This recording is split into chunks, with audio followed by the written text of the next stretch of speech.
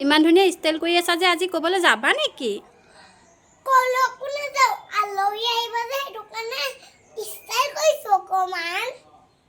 ভাল লাগিছে নে কোৱাচোন? ধুনীয়া লাগিছে তোমাক। আজি কোন আহিবনো তোমালোকৰ ঘৰলৈ? কিমান কালি আহিব দেখিমে আহিব।